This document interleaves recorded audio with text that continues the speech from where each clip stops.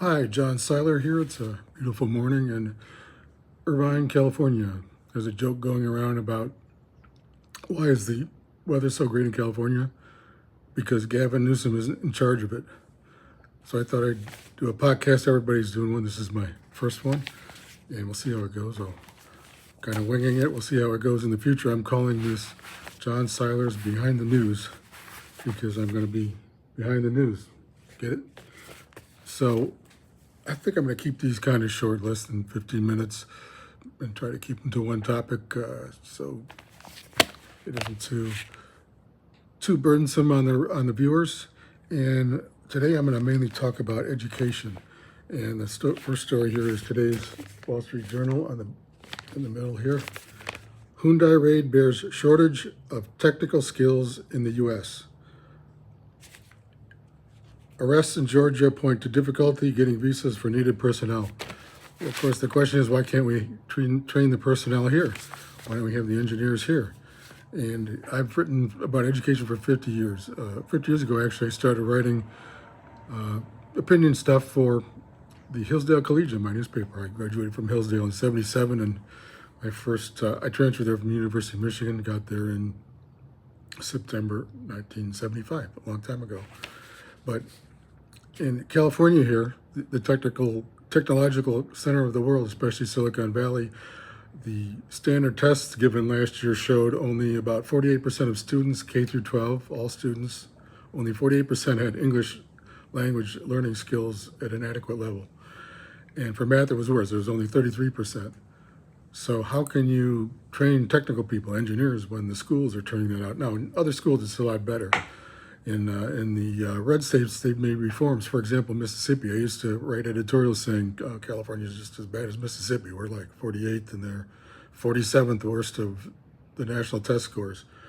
But Mississippi made some improvements about 5-6 years ago with their governor and the Republican legislature and governor, and they made all kinds of improvements, and they're about in the middle of the states now, 25th, 26th, around there, something like that. And whereas in California here, we're a disaster. And here's something else here. I got ChatGPT to give the numbers of engineers graduated every year.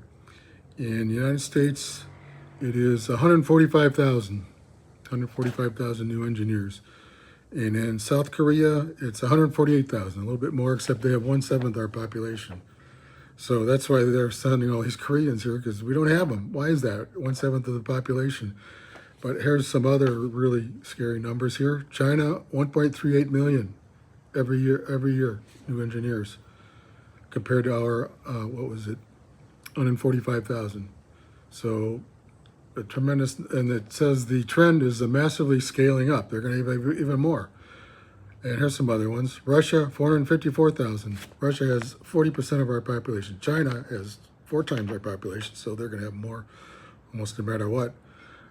But Russia, 40% of our population, and they have like 3 times as many engineers graduate every year.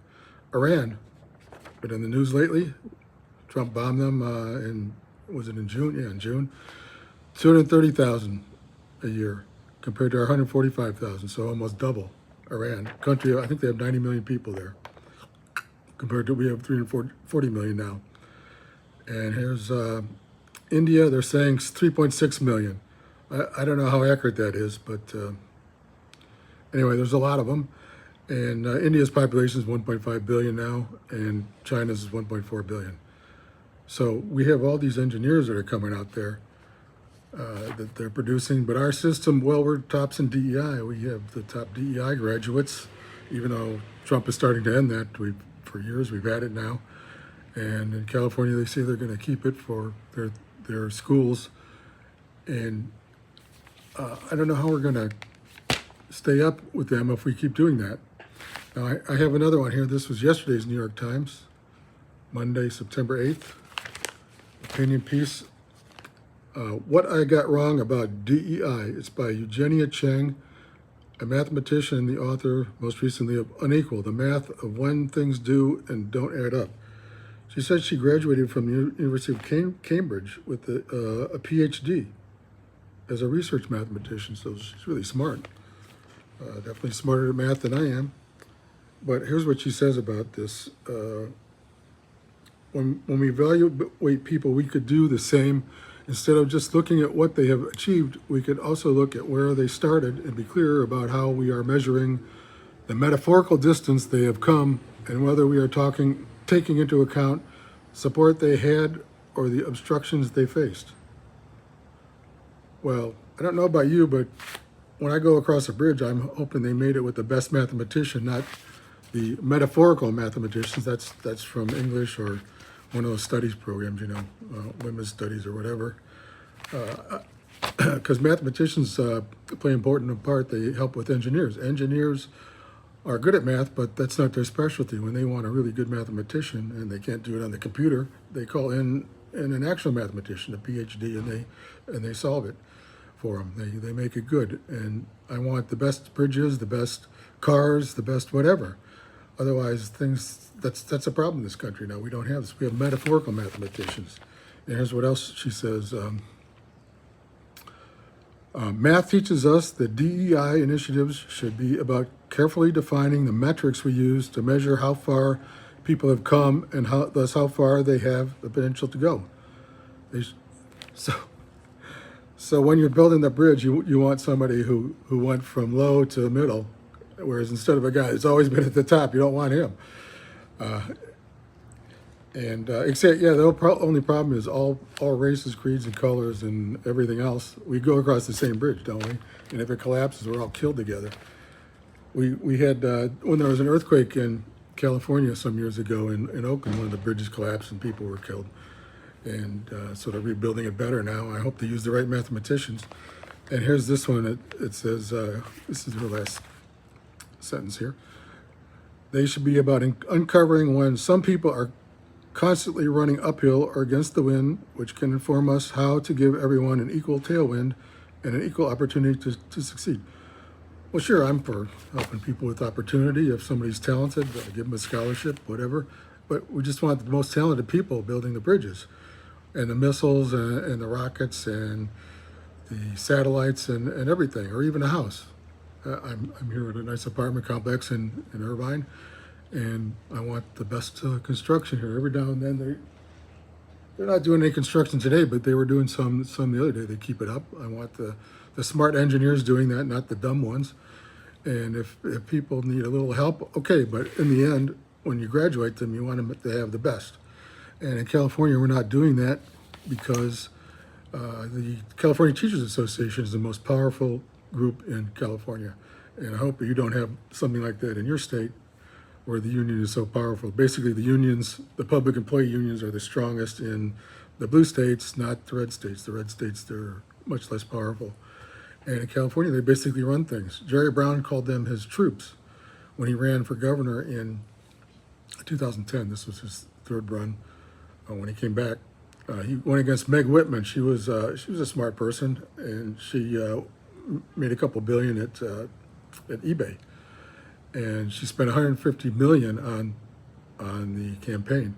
But it was a badly run campaign. But Jerry had a really good, very well run campaign, and he also got the unions on his side, the public employee unions, especially the CTA, California Teachers Association, and their associate, the California Federation of Teachers. And they were his troops. They went out there and got the vote out, and he won fairly easily and came back in and raised our taxes, of course. At least he got a vote on that one. I think it was Prop 30 in 2012, and then they renewed it. They said, oh, it's temporary tax for the schools. And then a couple of years later, oh, we need another temporary tax, which I think expires in a couple of years. And you know what's going to happen with that. So just today's theme is education, about how in other states, fortunately, they have more school choice. California, we do have charter schools, but that's it. They're about 12% of the population, going up a little bit every year. But they keep putting restrictions on them. The Teachers Association, the CTA, controls the legislature, of course, so they keep putting restrictions on the charter schools. And I know in a lot of my friends, their children, and even some of my younger friends, they're leaving the state because it's too expensive, but also the schools are so bad. Unless they get into a good charter school, they have to go to a private school, but then that increases the cost. increases the cost tremendously. For example, and Governor Newsom's budget this year, it was more than $24,000 for each student. $24,000. I calculated it. It's more than $700,000 for a class of 30. Now, why aren't they? Why do they have these terrible test scores in California with that much money? A really good private school like Mater Dei, one of the best schools around in Santa Ana, they charge about $20,000 a year, and they have scholarships, of course. But some elite schools, of course, they charge $60,000, $70,000. But your good basic education, like at Mater Dei, is $20,000, and they also charge for books and such things, which the public schools don't usually. So that's today's theme, Behind the News. And remember to like, subscribe, and comment. I wrote this stuff down that I'm supposed to do. This is my first one, so we'll see how it goes. And I'm going to do these, try to do them every day or every couple of days, put them up and see how they do. So everybody have a great day. And if you're in California, remember to work hard. They really need your tax money. And enjoy the weather too, if you can. Fortunately, I work at home, so I can come out and do this now. Have a great day, everybody. Bye.